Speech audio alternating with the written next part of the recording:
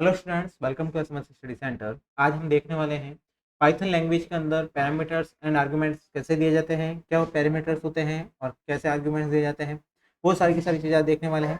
Parameters are passed during the definition of function while argument are passed during the function call.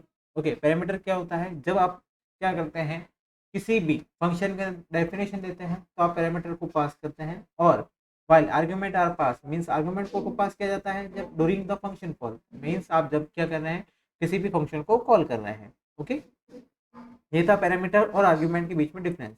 अब बात आती है example की। Here A and B are parameters. A and B क्या है? आपके parameters हैं। और यहाँ पे देखिए डेफ एड ऐड किया है मैंने ए और बी को, तो फंक्शन डेफिनेशन है, रिटर्न में ए प्लस बी जाएगा। तो 12 एंड 13 आर आर्ग्यूमेंट्स मीन्स अब यहाँ पे जो वैल्यूज है वो क्या है, एज आर्ग्यूमेंट ले रहे हैं हम। तो function call result add 12 and 13 print result. Okay, तो ये आपके क्या है, पैरामीटर्स और आर्ग्यूमेंट्स हैं।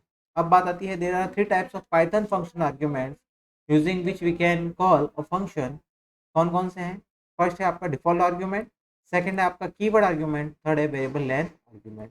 ओके, सिंटैक्स क्या होता है? इसका सिंटैक्स होता है डेफ और फंक्शन नेम। मीन्स आपको डेफ लिखना है, उसके बाद में फंक्शन नेम लिखना है। फिर आपका आता है स्टेटमेंट्स और उसके बाद में मेनी मोर स्टेटमेंट्स और फंक्शन का आपका वापस से नेम आएगा। Function definition consist of following components. कौन कौन से कंपोनेंट्स ऐड करता है उसके अंदर? तो आपका आएगा keyword def indicate the start of function header. Means आपका जो भी डेफ है वो क्या करता है, इंडिकेट कर रहा है किसी भी फंक्शन को स्टार्ट करने का। Second, a function name to uniquely identify it. Function naming follows the same rule of writing identifier in Python. Means आपका जो भी फंक्शन का नेम होगा वो आपका जो भी उसका रूल है वो आपका सेम है एज आपका किसके, आइडेंटिफायर के। मीन्स जब हम आइडेंटिफायर्स लिखते हैं पाइथन के अंदर तो उसके लिए जो रूल फॉलो होता है वही रूल आपका फॉलो होगा फंक्शन का नेम के अंदर। ओके, पैरामीटर्स क्या होते हैं? पैरामीटर्स क्या करते हैं, arguments through which we pass values to a function, they are optional. Okay, parameters आपके optional होते हैं। और column to mark the end of the function header. Okay, column क्या करता है, आपका end of function header होता है। optional documentation string doc strings to describe what the function does। Mean जितने भी आपके स्टेटमेंट होते हैं अदर वो क्या बताते हैं आपको कि आपका फंक्शन क्या करने वाला है। वन और मोर valid Python statement that make up the function body statement must have same indentation level, usually 4 spaces. Okay, an optional return statement to return a value from the function। एक optional return statement होता है जो क्या करता है, return करता है उस वैल्यू को वापस फंक्शन के द्वारा। एग्जांपल आपका देखते हैं यहाँ पे def H F. Def H F है आपका, डेफ एच एफ क्या कर रहा है, हेलो वर्ल्ड। तो हेलो वर्ल्ड आपका एक तरह का मैंने एक क्या बनाया है, फंक्शन बनाया है एच एफ, वो क्या करेगा, हेलो वर्ल्ड देगा।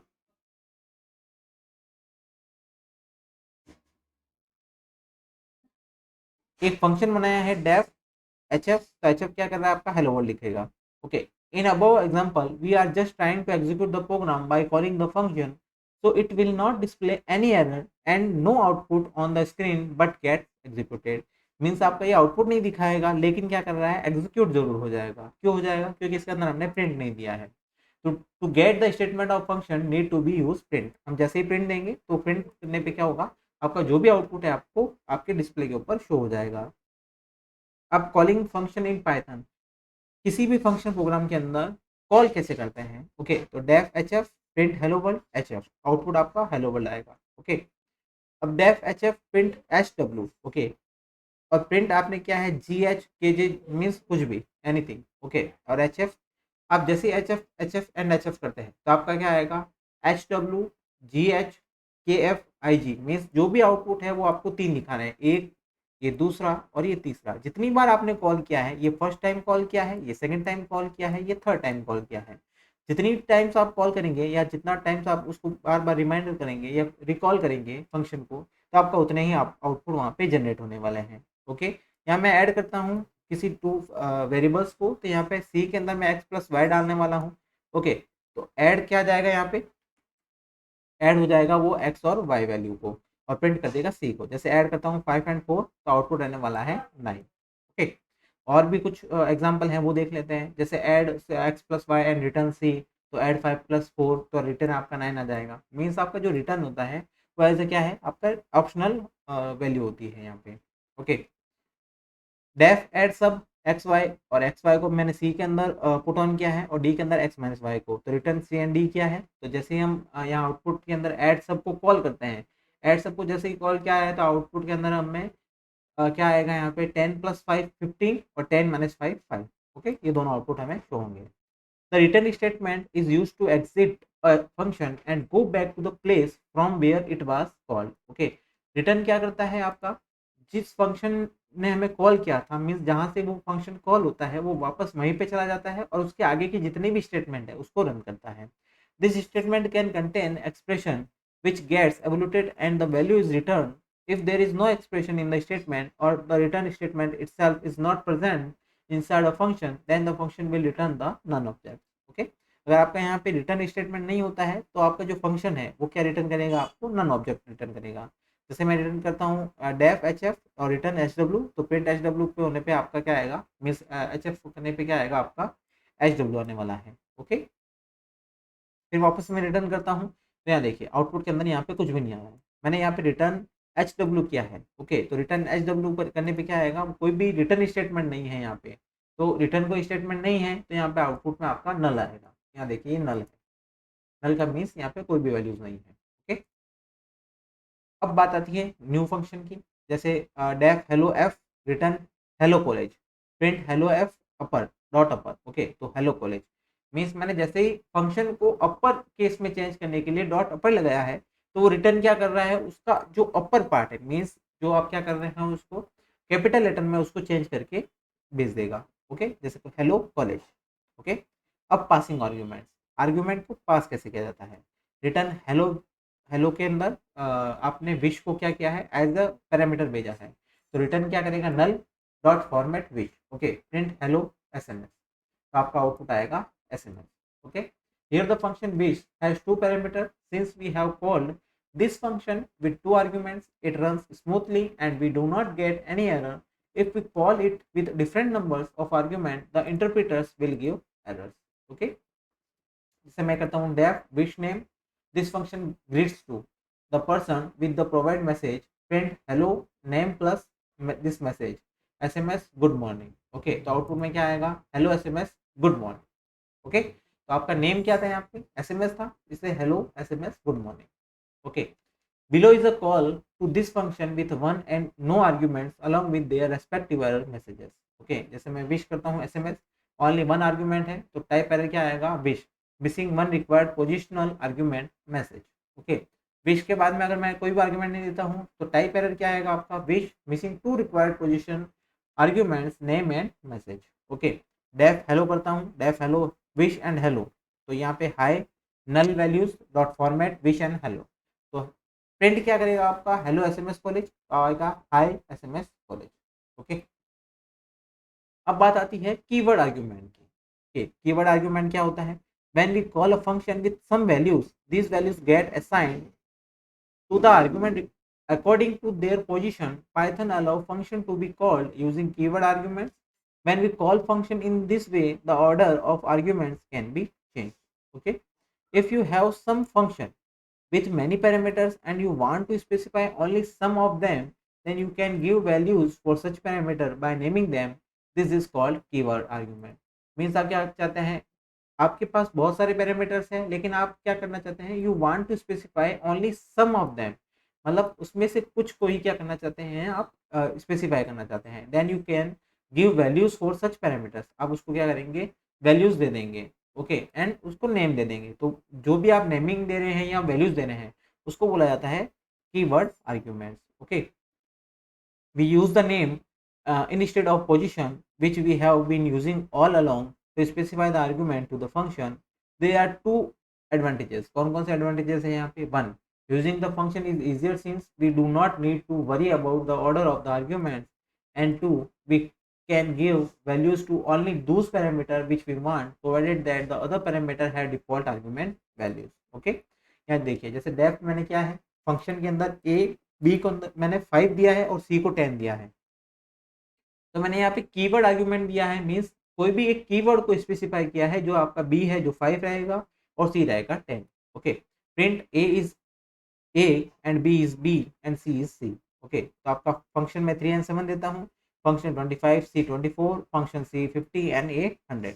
तो ए का आएगा आपका जो आउटपुट आएगा वो 3, बी का आएगा 7 और सी आएगा आपका 10, क्योंकि वो बाय डिफॉल्ट उसकी वैल्यू को इंडिकेट कर रहा है। ए की वैल्यू को 25, बी की वैल्यू को 5 एंड सी की वैल्यू को 24। ए की वैल्यू को 100 एंड बी की वैल्यू को 5 एंड सी की वैल्यू को 50। ओके, तो ये हमने यहाँ पे पहले से इनिशिएट कर रखा है। और डिफॉल्ट वैल्यूज यहाँ पे क्या है, ए की है 0 और बी की है 5 और सी की है 10। Okay,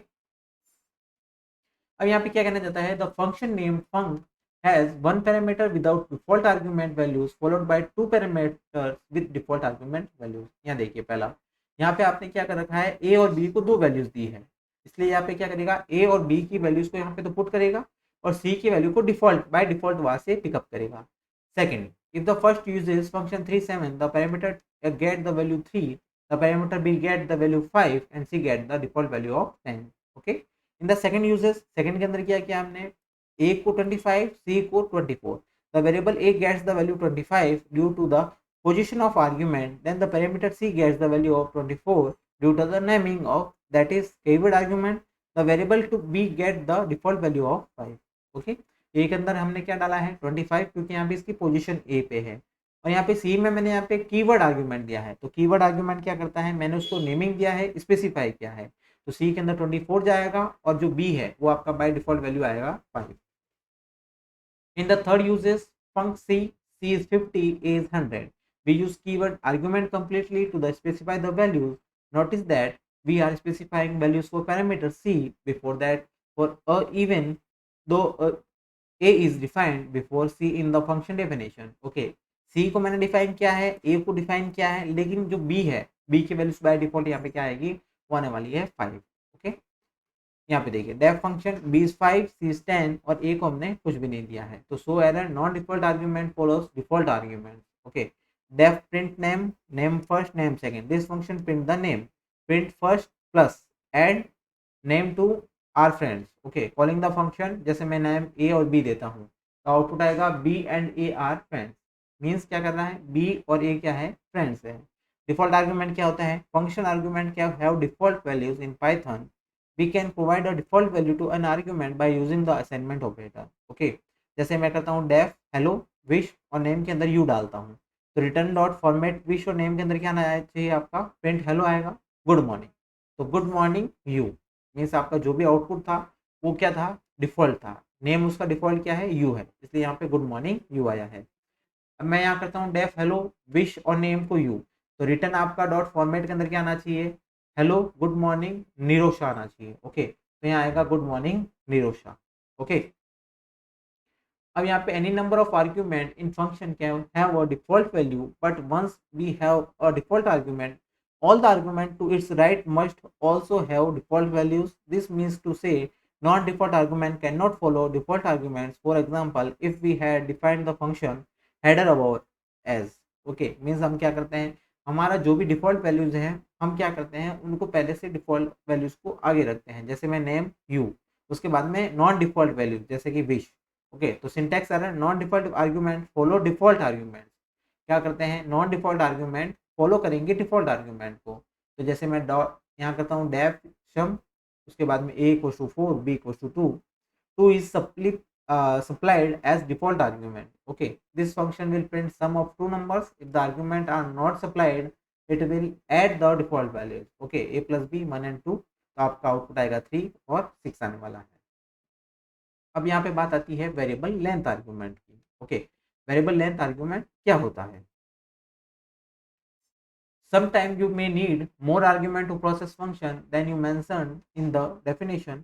if we don't know in advance about the argument needed in function, we can use variable length argument also called arbitrary arguments। कहने का मतलब है, मीन्स हमें कोई भी अगर आर्ग्यूमेंट लेना है या कोई भी फंक्शन के अंदर आर्ग्यूमेंट देते हैं, अगर हम वहाँ पे क्या करते हैं कि हमें एडवांस में नहीं पता होता है कि हम कितने आर्ग्यूमेंट देने वाले हैं, तो हम क्या करते हैं, वेरिएबल लेंथ आर्ग्यूमेंट का यूज़ करते हैं। ओके फ्रेंड्स, हमारे आज की क्लास आपको अच्छी लगी होगी, इसे शेयर करना ना भूलें और चैनल को सब्सक्राइब करना ना भूलें। Thank you.